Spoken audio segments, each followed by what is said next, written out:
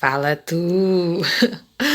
Oi, meu nome é Lívia, sou em Imersões Literárias. Depois de um longo e tenebroso período de quarentena que nós ainda estamos vivendo nesse país, alguns de nós pelo menos, eu quis vir aqui rapidinho para te falar da minha experiência de leitura com Senhora, do José de Alencar, e principalmente falar não só a respeito do tema do livro, mas falar dessa edição aqui, ó, da Princípios, que é uma divisão da Ciranda Cultural. Então, queria conversar com vocês hoje sobre essa indicação de leitura de Senhora. Creio que todo mundo conhece essa história, todo mundo sabe pelo menos quem é Aurélia, quem é Fernando, quem são os personagens coadjuvantes. Eu não vou ficar te contando a história para não ficar te dando spoiler, caso você ainda não tenha entrado em contato com esse texto. Eu quero só mesmo falar com você sobre a minha experiência de leitura. Então, se você quiser saber o que eu achei, puxa teu banco e bora papear.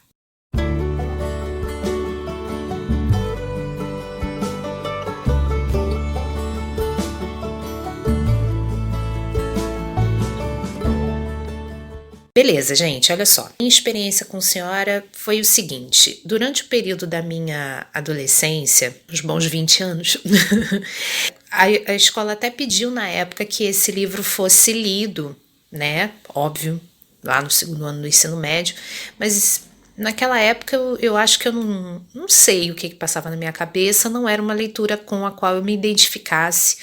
Só fui ler agora, depois de velha, adulta, idosa. E assim, gostei muito. Os pontos principais, assim, eu gostei do fato do José de Alencar ter colocado personagens atemporais. Como assim atemporais? A Aurélia é uma mulher sofrida. Ela não é uma mulher assim que nasceu em berço de ouro, não. Pelo contrário. Filha de uma moça de classe média com um rapaz relativamente mais endinheirado, porém um relacionamento dessa moça com esse rapaz não bem aceito nem pela família da moça, e o pai do rapaz nem sabia que ela existia até ele aparecer casado diante do pai, explicando que tinha feito família e tal, uma tremenda de uma confusão. E aí a Aurélia cresce nesse ambiente do pai tendo que ser ausente porque ele era estudante de medicina e o avô não os reconhecia como família, nem ela, o irmão, a mãe. E esse pai morre, infelizmente, deixando os três à míngua. O dinheiro que ele tinha, que era dado pelo avô da Aurélia, acaba. E como esse avô não a reconhece, ela cresce até o início da adolescência dela, vivendo, assim, passando por maus bocados. Ela perde esse irmão, perde essa mãe, e nisso que ela já está praticamente se vendo sozinha. Lembrem-se, a família da Aurélia, por parte de mãe, também não gostava desse relacionamento dessa mãe dela com o pai. Então, quando fugiram para ficar juntos, praticamente foram abandonados, foram renegados. Daí, o que acontece? A Aurélia se encontra, a mãe praticamente no final da vida, a Aurélia finalmente conhece o avô, um rico fazendeiro. E esse avô fica tocado, porque quando o filho dele morre e ele vai mexer nas coisas do filho, para questão mesmo de separar o que é do garoto, o que não é, garoto modo de dizer, mais de 30 na época ali da história. Ele encontra as cartas de amor que um enviava para o outro, ele encontra fotos tanto da Aurélia, quanto dessa mãe dela, quanto do irmão, e ele fica tocado, resolve procurá-las. Ele descobre que o irmão já era falecido havia bastante tempo, a mãe já está à beira mesmo da morte, morreu de tristeza, coitada, porque havia sido abandonada, havia perdido o marido praticamente, ela vivia na esperança da Aurélia encontrar alguém para se casar, para a filha poder ter um rumo melhor do que ela teve na vida. Quando elas conhecem, a mãe conhece o sogro e a Aurélia conhece esse avô, ele fica muito tocado com a história delas, e a Aurélia descobre, depois que a mãe falece, se vê sozinha no mundo, sem a intervenção da família, da parte de mãe, assim, descobre que é a única herdeira desse avô. Ou seja, ele deixa todo o dinheiro que ele tinha, fazenda, bens, tudo na mão da Aurélia. Durante uns 2 anos, ela até se coloca na ânsia da mãe, enquanto ainda era viva, de tentar fazer ela se casar e ter uma vida um pouco melhor do que a que ela teve. Isso era um costume da época, estamos falando dos 1800 aqui, né? Não se esqueçam. Um costume da época fazer as moças irem para a janela para se mostrarem para os rapazes, para conseguir um galanteio, conseguir uma paquera e dali evoluir, se fosse o caso, para alguém que tivesse alguma posição. Enfim, era quase um casamento arranjado. Nesse período que a Aurélia tá sem dinheiro, tá praticamente, né, paupérrima, ela conhece o Fernando. O Fernando é um garoto, um pouco mais velho que ela só, que muito ambicioso e em nada também, ele não tinha bens, mas o pai dele tinha deixado algumas posses e tal. Ele era um cara meio perdulário, 2 irmãs e uma mãe, humildes, mas ele tinha os olhos assim para crescer, para se tornar uma pessoa mais reconhecida na sociedade, enfim. E ele começa a frequentar as altas rodas, ele acaba fazendo um networking bacana e tal, acaba se envolvendo com alguns políticos, se envolvendo no sentido assim, de conseguir uma posição, de trabalhar para alguns políticos e tal. Nesse ínter ele conhece a Aurélia e eles acabam se apaixonando. Porém, a cobiça em questão de poder, em questão de ter nome, em questão de ter grana, fez com que o Fernando trocasse a Aurélia por uma moça. E essa moça era apaixonada por um outro cara.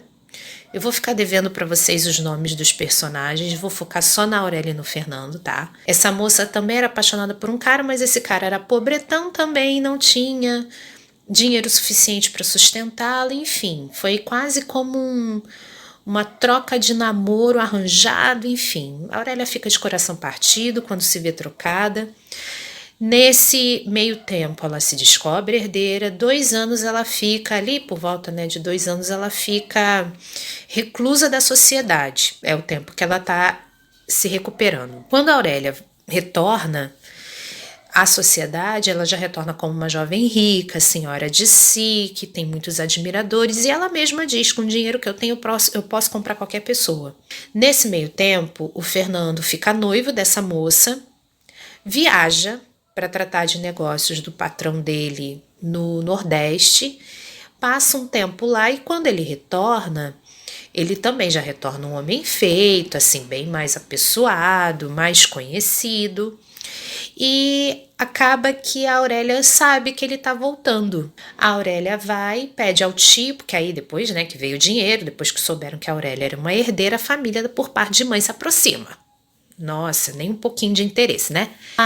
Ela ainda é menor de idade, a gente precisa lembrar que a maioridade, até bem pouco tempo atrás, até coisa de 40 anos, ou até a mudança do Código Civil aconteceu só em 2002, o último Código Civil que a gente está usando é de 2002, mas até pouco tempo atrás, 30, 40 anos, a maioridade era os 21.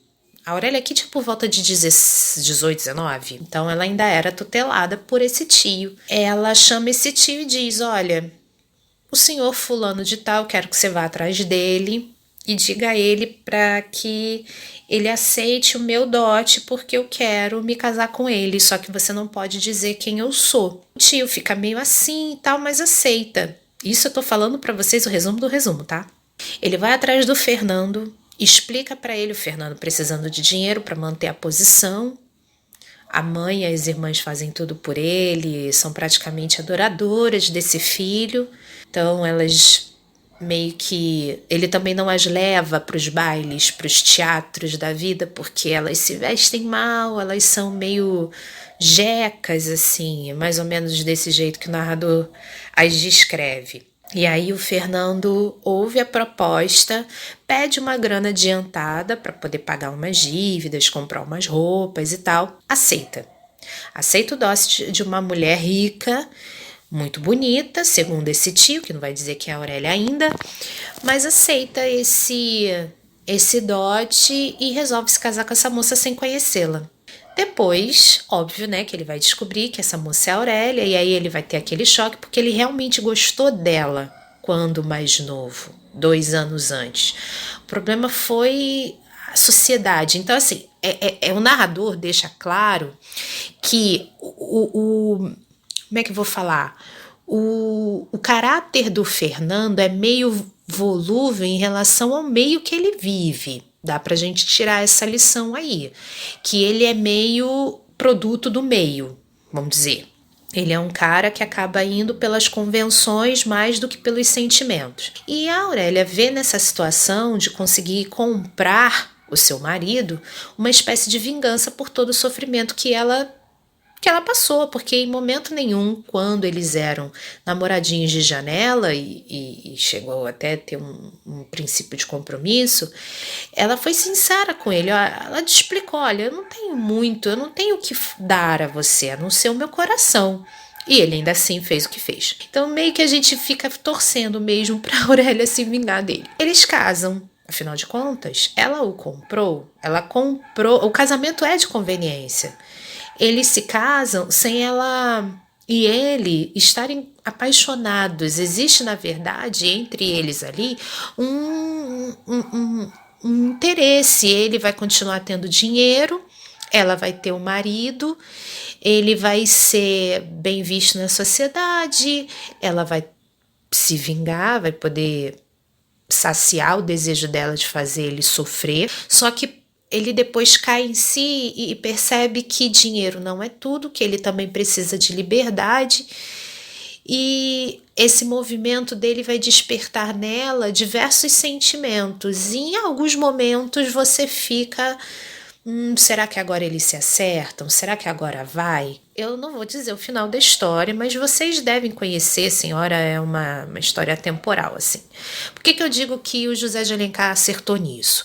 Você ainda vê muitos relacionamentos de conveniência por aí, nem sempre é com relação a dinheiro. Às vezes é o nome, às vezes é o status, é a posição, às vezes mesmo é aquele sentimento de não querer ficar sozinho, de querer ter um calçado para calçar, o pé cansado. Ainda que seja levado, a gente está falando aqui 1840, 1850, 60, ainda que seja levado para esse pé, a sociedade não mudou. Principalmente a sociedade que a gente conhece, brasileira, carioca, né? Sim, a história se passa no Rio de Janeiro, se passa na corte, né, na capital do Império. A Aurélia é descrita como sendo uma jovem lindíssima, o Fernando também é um cara super bem apessoado. Eles dois juntos despertam a inveja de uma pá de gente, enfim. Agora, 2 pontos negativos, na minha humilde opinião, que o José de Alencar errou. Eu não sei se devido à época, mas eu acho que ele podia ter feito o Fernando menos afetado. Eu acho o Fernando, às vezes, muito dúbio. E para a época, comparando com outros textos da época, não é uma qualidade a dubiedade dele, porque numa mesma linha, num mesmo parágrafo, o Fernando vai ser o poço de virtude e vai ser um tremendo de um mau caráter. Mas assim, não existe uma transição. É a minha opinião, tá? E outra coisa também, gente, a linguagem do José de Alencar, você que já entrou em contato com outros textos dele, talvez não concorde comigo, mas eu acredito que tenha gente que vai concordar sim. Cara, José de Alencar cansa. A verdade é essa.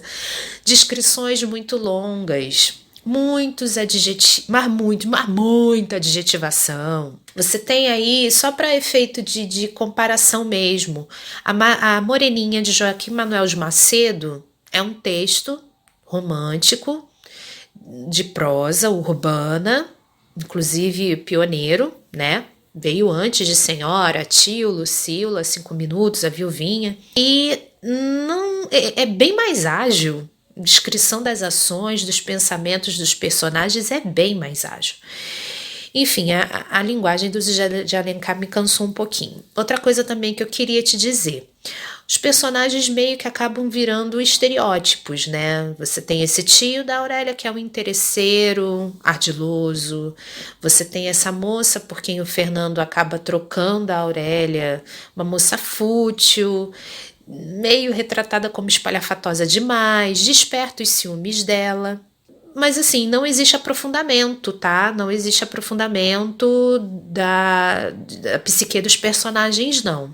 Não é essa a intenção da história. A intenção da história é falar sobre como a sociedade vê o casamento. O casamento é uma instituição falida, inclusive falada pelos próprios personagens, que só presta a interesses escusos.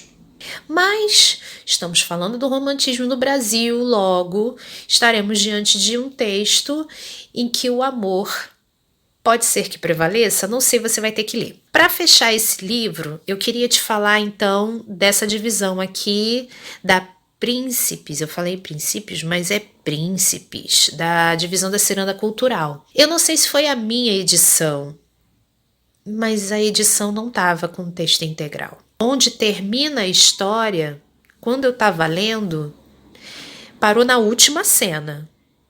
Mas assim, num ponto nevrálgico, tipo, não é possível que... Não, eu tinha uma ideia de como iria terminar o texto. Não é possível que eu tenha acabado aqui. Então, esse exemplo aqui até traz questões de vestibulares, comentários e tal, mas o texto aqui dessa versão não está integral. Fui para o dominiopublico.org, peguei o livro, baixei levinho pro celular e concluí a leitura. Poxa, não tinha necessidade, né? O livro, ainda que assim de capa levinha, texto numa folha menos nobre e tal, que uma folha mais fininha, mas mesmo assim, né? Texto que está em domínio público não tinha necessidade de vir cortado desse jeito. É isso. Bom, mas fica aqui a minha dica. Esse problema é da editora aqui, você consegue inclusive baixar, que nem eu acabei de dizer. Se você quiser comprar o livro, tem 500 outras milhões de edições, tanto em sebo quanto em loja, vendendo livro novo, então fica à vontade. Minha dica de leitura é Senhora, do José de Alencar. Vocês também vão encontrar muitos outros vídeos aqui no YouTube fazendo menção desse livro, construindo as relações. Vocês sabem que aqui no canal a gente não tem essa intenção, só vim falar mesmo da minha experiência de leitura. Eu gostei, deu para numa sentada, 2, 3 horinhas, um pouquinho mais, terminar, até por causa da diagramação dele também. Tranquilo, se não fosse o vocabulário, talvez, a linguagem do Alencar seria até mais prazeroso. Mas vale a pena com uma leitura assim nesse tempo que a gente está tendo de ficar em casa, vale a pena revisitar esse texto se você já tiver encontrado com ele em algum momento da sua vida. Até para você ver se você ainda pensa as mesmas coisas que você pensava quando viu pela primeira vez esse casal. Fica aí a dica para você refletir, tá bom? Eu vou ficando por aqui, te agradeço por ter vindo mais uma vez me visitar e te peço, se você gostar, se você quiser, deixar o seu like, curtir outros vídeos aqui do canal, se inscrever e ficar atento, porque outros vídeos virão aí pra gente poder colocar esse negócio aqui em dia. Fique com Deus, um beijo e até a próxima. Tchau!